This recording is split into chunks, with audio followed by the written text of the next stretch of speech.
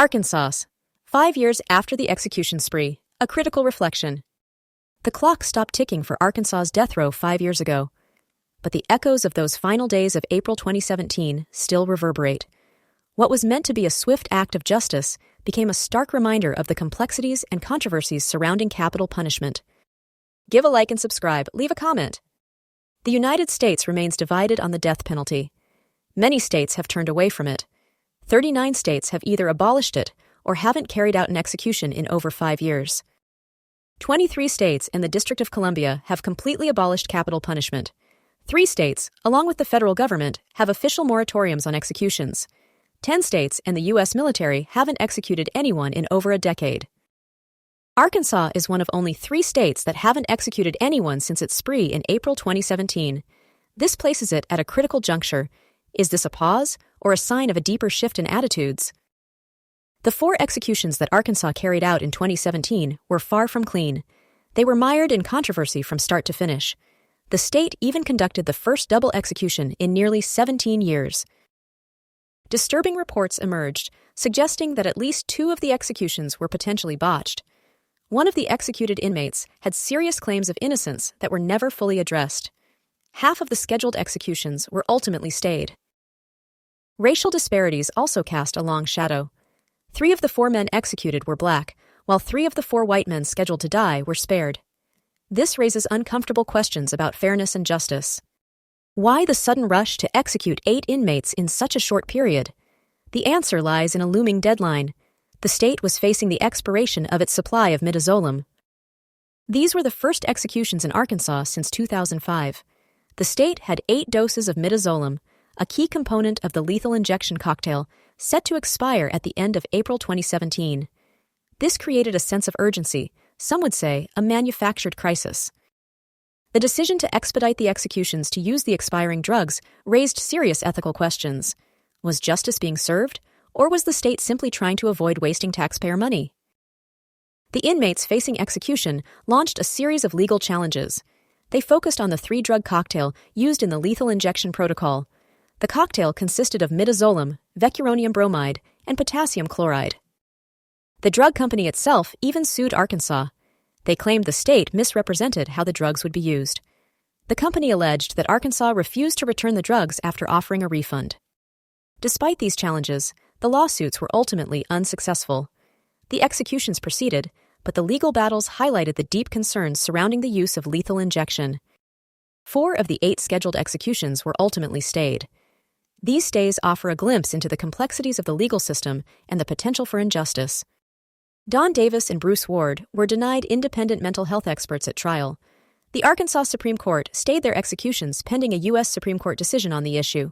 Ward also received a stay based on a claim of mental incompetence. Stacey Johnson received a stay to allow for consideration of his claim for DNA testing. Jason McGeehy's execution was stayed due to a parole board issue. Governor Hutchinson later commuted McGeehy's sentence to life without parole. Despite the legal challenges and stays, 4 men were executed in Arkansas in April 2017. Their names are Liddell Lee, Jack Jones, Marcel Williams, and Kenneth Williams. Their stories deserve to be remembered. These executions represent a dark chapter in Arkansas history. They raise fundamental questions about the fairness, morality, and effectiveness of the death penalty. The details of each execution are disturbing. They highlight the potential for error, the risk of inhumane treatment, and the lasting impact on the families of both the victims and the executed. Liddell Lee was executed on April 20, 2017. He had made a DNA testing request similar to Stacey Johnson's. He sought new DNA testing of hair and blood evidence from the crime scene. No physical evidence directly implicated Lee in the murder. No fingerprint evidence matched him. Hair and fingernail scrapings were suitable for DNA testing, but were never tested before his execution. His request for testing was denied. Justice Hart dissented, noting the dissimilar treatment compared to Johnson. Lee's family sought posthumous DNA testing. Posthumous testing found DNA from an unidentified male on the murder weapon. This raises serious questions about Lee's guilt and the fairness of his trial. Was an innocent man executed? Jack Jones and Marcel Williams were executed on April 25, 2017, in a double execution. This was the first double execution in the United States in nearly 17 years. Williams' execution was delayed amid allegations that Jones's execution was botched. Williams' lawyers filed an emergency request for a stay. They cited allegations that Jones's execution appeared torturous and inhumane. Prison staff unsuccessfully tried for 45 minutes to place a central line in Jones's neck.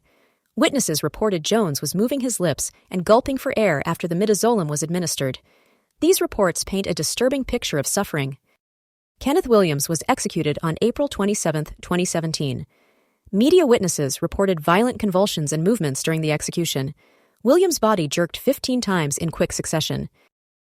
His lawyer described the execution as horrifying. A spokesperson for the governor dismissed the witness accounts.